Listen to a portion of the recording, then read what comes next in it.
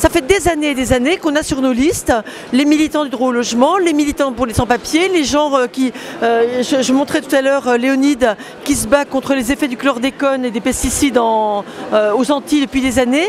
Et tant qu'il n'y a pas de grands noms connus, vous en tenez aucun compte, et le jour où les non-connus arrivent, vous dites c'est du casting. Sauf que c'est du casting qui permet de mettre en valeur des luttes menées depuis longtemps et qu'on va continuer à mener ensemble. Alors s'il fallait qu'il y ait Augustin Legrand sur la liste pour qu'enfin vous rendiez compte que les Verts étaient aux côtés des mal logés depuis des années, c'est bien. Bravo et bienvenue Augustin. C'est vraiment un système d'équipe, un système de collectif qu'on essaie de mettre en place, beaucoup plus qu'un système de chef qui va diriger tout et n'importe quoi, y compris dans sa région.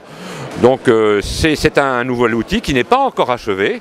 Je ne sais pas même s'il sera achevé en 2012. C'est plus une dynamique qu'un parti structuré et figé.